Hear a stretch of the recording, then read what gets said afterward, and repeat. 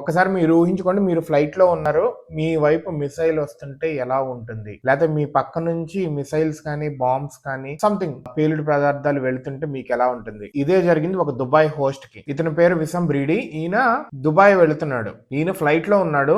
ఆ టైంలో Iran Qatar లో ఉన్న అమెరికన్ ఎయిర్ బేస్ మీదకి మిసైల్స్ దాడి చేసింది. ఈయన ఫ్లైట్ లో ఉన్నాడు, ఫ్లైట్ లో ఆ మిసైల్స్ అన్ని కనిపించింది, ఈయన వైపుకి వస్తాయని భయం. ఈయన ఈ పోస్ట్ ఇన్స్టాగ్రామ్ లో చేసి చెప్తున్నాడు అనమాట, నేను లెబనాన్ లో పెరిగాను, నాకు తెలుసు చిన్నప్పటి నుంచి ఒకవైపు నుంచి మిసైల్స్ వస్తున్నాయి, ఒకవైపు నుంచి బాంబులు పడుతున్నాయి, అంటే ఈ గొడవల మధ్యలో పెరిగాను, ఈ బాంబులు ఎటు పడుతుంటే అటువైపు కాకుండా వేరే వైపు వెళ్ళి తలదాచుకుంటా ఉండటం, ఒకరోజు ఒక ఊరు నుంచి ఒక ప్లేస్ నుంచి ఇంకో ప్లేస్ కి మారుతా ఉంటాయి, ఈ గొడవలన్నీ నాకు తెలుసు, ఏ రోజు నెక్స్ట్ బాంబుకి బతుకుంటామా లేదా అన్న డౌట్ లోనే పెరిగాను చిన్నప్పటి నుంచి. కానీ ఈసారి చాలా డిఫరెంట్, ఎందుకంటే పోయినసారి పోతే నేను ఒక్కడనే, ఈసారి నా భార్య, ఇద్దరు కూతుళ్ళు కూడా ఉన్నారు ఫ్లైట్ లో, పోతే వాళ్ళు కూడా ఫ్యామిలీ అంతా కూడా, వాళ్ళ సెక్యూరిటీ నాకు ఇంపార్టెంట్, అందరం పోతాము. ఈసారి భయం నాకు కొత్తగా వేసింది, ఇంకా ఎక్కువ వేసింది. చిన్నప్పటి నుంచి ఉన్న భయం వేరు, ఈ భయం వేరు. ఎందుకంటే the people whom I love most అనే వాళ్ళు నాతోనే ఉన్నారు, ఆ మిసైల్ వచ్చి మమ్మల్ని కొడితే పరిస్థితి ఏంటి అన్న భయం అయితే వేసింది అంటున్నారు ఆయన. అండ్ ఆయన పైలట్ ను కూడా పొగిడారు, యుఏఈ వాళ్ళని. పైలట్ అనే వాళ్ళు ఎంత కాన్ఫిడెంట్ గా, ఎంత కామ్ గా, ఎంత కంపోజ్డ్ గా ఉన్నారో,